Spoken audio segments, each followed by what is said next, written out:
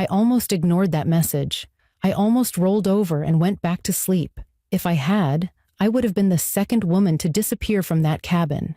I was standing in the doorway of a bedroom closet at 2:30 in the morning, my phone flashlight trembling in my hand, staring at something that made my entire body go numb. Behind me, through the cabin's thin walls, I could hear police sirens winding up the mountain road, getting closer with every second. But I couldn't move. I couldn't look away, because taped to the wall of a hidden room I was never supposed to find were photographs of women, 6 of them, and in the center of that row, taken through the cabin window just hours earlier, was a photograph of me. Someone had been watching me. Someone had been hiding in this space while I slept peacefully in the next room. And a woman who had stayed in this exact cabin 3 weeks before me had vanished without a trace. The police had no leads, no suspects, no answers, until I opened that closet door. I need to take you back to the beginning so you understand how I ended up in that cabin in the first place. My name is Serena, and at 28 years old, I thought a weekend alone in the mountains was exactly what I needed. I worked as a veterinary technician at an animal hospital in Denver, spending my days caring for sick pets and comforting worried owners.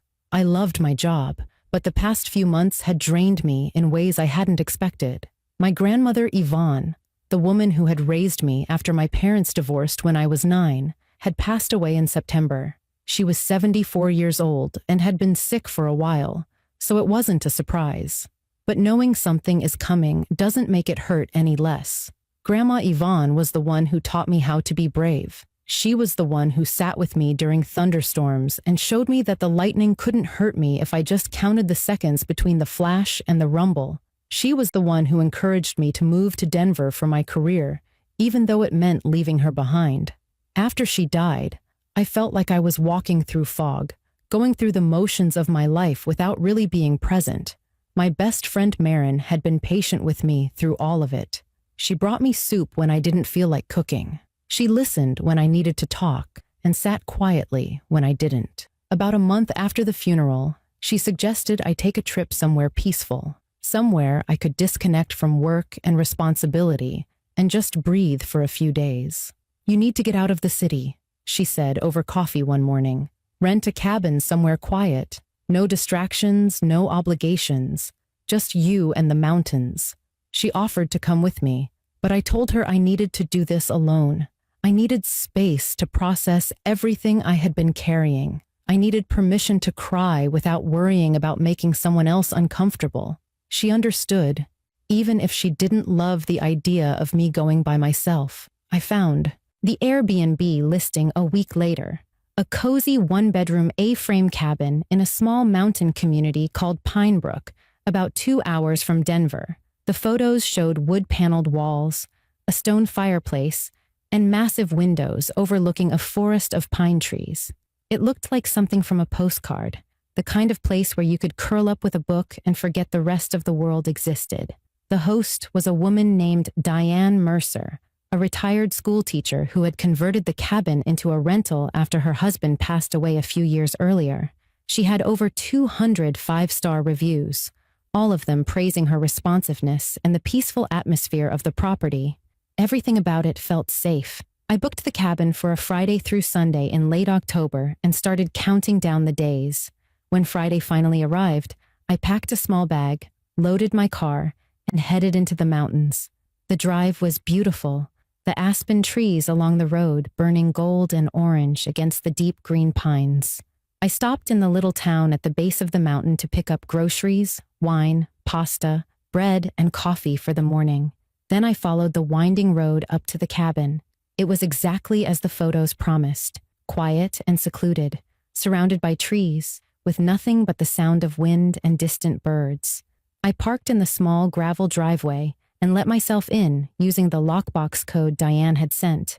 The interior was warm and inviting, smelling faintly of cedar and wood smoke. I unpacked my groceries, hung a few clothes in the bedroom closet, and started a fire in the fireplace. For the first time in months, I felt the tension in my shoulders begin to release. That evening, I called Marin to let her know I had arrived safely. She made me promise to text her every morning and night, And I laughed and told her she was being dramatic. "I'm serious," she said. "You're alone in the middle of nowhere. Just humor me." I promised I would. Then I poured myself a glass of wine, sat by the fire, and watched the flames dance until my eyes grew heavy. I went to bed early that night, exhausted from the drive and the emotional weight I had been carrying for weeks. The cabin was silent, except for the wind in the trees outside and the occasional creak of the wooden structure settling around me. I fell asleep feeling peaceful. I fell asleep feeling safe. I had no idea what was waiting for me behind the closet wall. Subscribe for more stories and tell me where you're watching from. I woke to the sound of my phone buzzing on the nightstand. The room was pitch black, the kind of deep darkness you only get in the mountains, far from city lights and street lamps. I reached for my phone instinctively, squinting against the sudden brightness of the screen. The time read 2:07 a.m. I had been asleep for almost 5 hours. There was a notification from the Airbnb app. A message from Diane, my host. I almost ignored it. What could possibly be urgent enough to message a guest? At 2 in the morning? Probably a glitch in the system, or maybe she had accidentally sent something meant for another guest. But then my phone buzzed again. And again. 3 messages in rapid succession. I unlocked the screen and opened the app, my eyes struggling to adjust to the light. The messages were short, but something about them made my chest tighten before I even finished reading. "Please wake up. This is urgent. You need to leave the cabin right now. I'll refund everything. Just please leave immediately. Something happened to the previous guest. I can't explain over text. Please just go." I read the words 3 times, trying to make sense of them. My first thought was that this had to be some kind of scam. Maybe Diane's account had been hacked and someone was trying to scare me into leaving so they could break in. Or maybe she had confused me with a different guest at a different property. There had to be a logical explanation. I typed back quickly, my fingers clumsy with sleep. "What do you mean? What happened to the previous guest? Is this real?" The response came within seconds, like she had been waiting by her phone. "A woman stayed there 3 weeks ago. She checked in on a Friday and never checked out. Her car was found abandoned 5 miles away. Police have no idea what happened to her. I just found out tonight that someone may have been accessing the property without my knowledge. Please, I'm begging you, get out of there now." My heart began to pound. I sat up in bed and looked around the dark room, suddenly aware of every shadow and every corner I couldn't see. The cabin that had felt so cozy and welcoming hours earlier now felt suffocating. The silence that had seemed peaceful now felt heavy, like it was hiding something. I told myself to stay calm. This could still be a mistake. Diane could be confused, paranoid, or even mentally unwell. Just because she believed something didn't make it true. But there was something in her messages that felt genuine. The urgency, the specific details, the way she kept saying please, like she was terrified on my behalf. I threw off the covers and got out of bed, my bare feet cold against the wooden floor.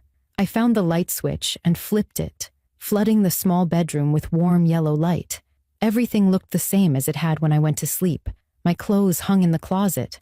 My phone charger was plugged into the wall. My water glass sat on the nightstand, half empty, but I didn't feel safe anymore. I walked through the cabin, turning on every light I passed. The living room with its stone fireplace and big windows, the small kitchen with its rustic wooden cabinets, the bathroom with its clawfoot tub and vintage mirror. Everything was still and quiet. Nothing looked disturbed or out of place, but the windows that had seemed so beautiful during the day now just showed me darkness.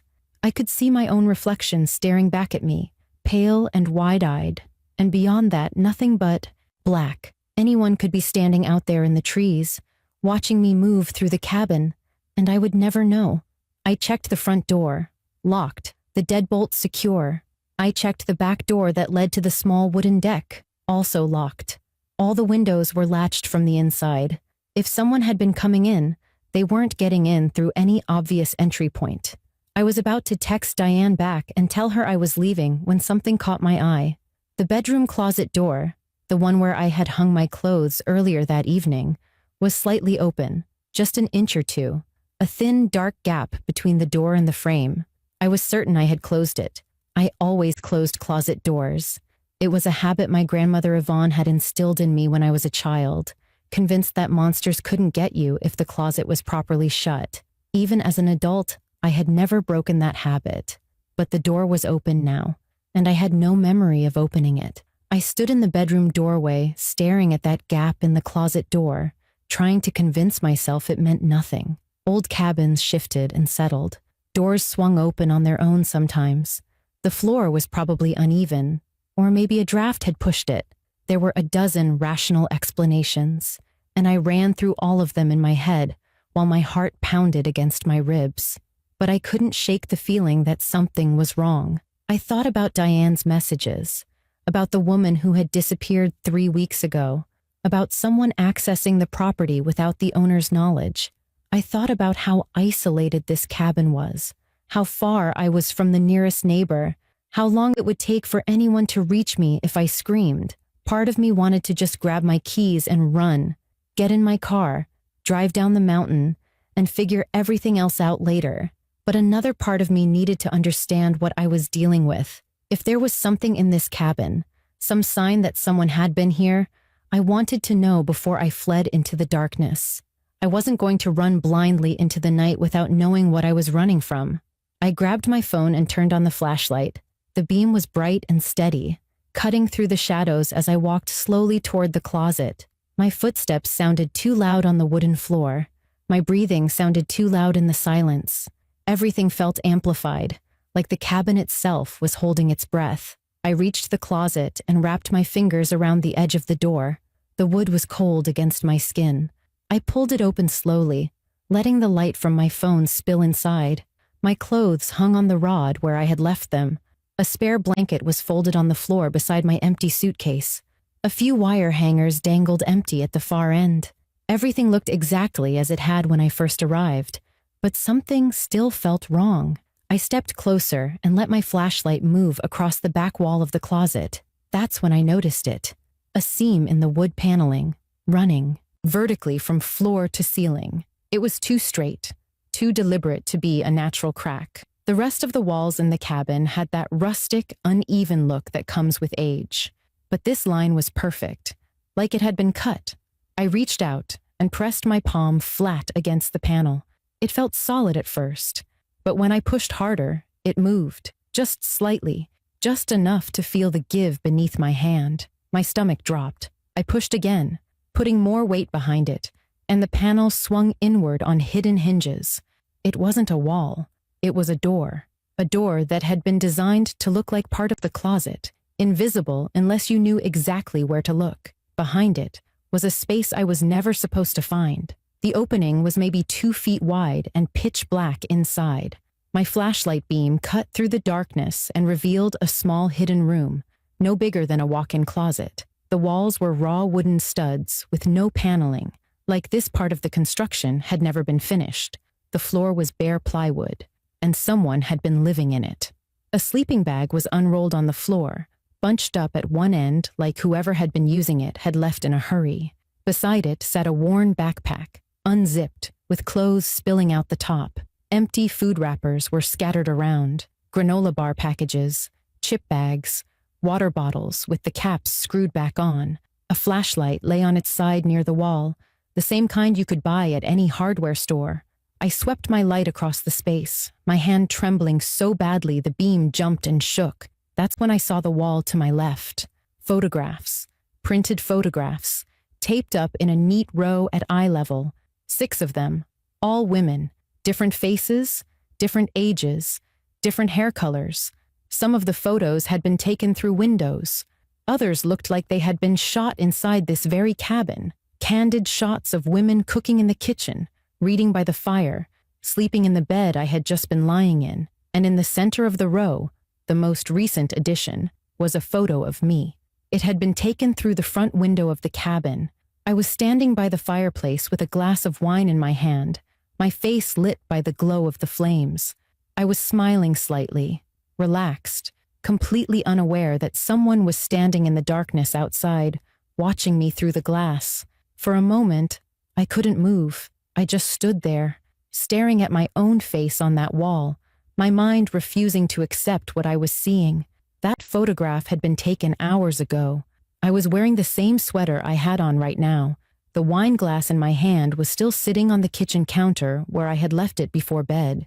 Whoever took this picture had been standing outside the cabin, watching me through the window, while I sat by the fire feeling safe and peaceful. And then they had come inside. They had been in this hidden room while I slept. My body understood the danger before my brain caught up. A wave of nausea rolled through me and my legs went weak. I stumbled backward out of the closet, nearly tripping over my own feet. The flashlight beam swung wildly across the walls as I fought to stay upright. I had to get out. I had to get out right now. I didn't think about my clothes, my suitcase, or any of the things I had brought with me. I just ran. Through the bedroom, down the short hallway, into the living room where the fireplace had burned down to glowing embers. My car keys were on the kitchen counter where I had left them. I grabbed them with shaking hands, the metal cold and sharp against my palm. The front door seemed impossibly far away. Every step felt like moving through water, slow and heavy and unreal. I kept expecting to hear footsteps behind me, to feel a hand grab my shoulder, to turn around and see someone standing in the shadows. But the cabin stayed silent. Whoever had been hiding in that room wasn't there anymore. Or maybe they were outside, waiting. I reached the front door and fumbled with the deadbolt. My hands were trembling so badly I could barely grip the metal. I turned it the wrong way at first, felt it resist, then corrected, and heard the lock click open. I yanked the door, and cold mountain air rushed in, biting my bare arms and cutting through my thin sleep clothes. The driveway was dark. My car sat alone on the gravel, the only thing between me and the winding road down the mountain. Beyond the small clearing, the pine trees loomed like black walls, their branches swaying slightly in the wind. Anyone could be hiding in those woods. Anyone could be watching me right now, the same way they had watched me through the window. I ran to my car and pulled the door handle. Locked. Of course I had locked it. I pressed the unlock button on my key fob with shaking fingers, heard the chirp of the alarm disengaging, and threw myself into the driver's seat.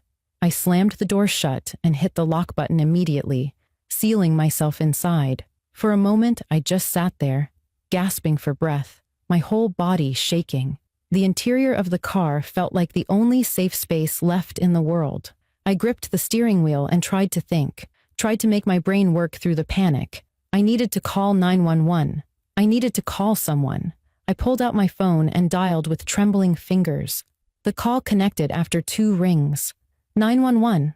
What's your emergency? My voice came out broken and breathless. I tried to explain what I had found. The hidden room, the photographs, the woman who had disappeared 3 weeks ago. The words tumbled out in a jumbled rush that probably made no sense. The dispatcher stayed calm, asking me to repeat the address, asking me to confirm I was in a safe location, telling me that officers were being sent to my location. Stay in your vehicle with the doors locked, she said. Don't go back inside. Help is on the way. I hung up and immediately called Maren. She answered on the 4th ring, her voice groggy with sleep. Serena? It's like 2:30 in the morning. What's wrong? I couldn't form words at first. Everything that had happened in the last 20 minutes crashed over me at once, and I started crying, deep, shaking sobs that made it impossible to speak. I heard Maren's voice change from sleepy to alert to panicked in the span of seconds. Serena, talk to me. What happened? Are you okay?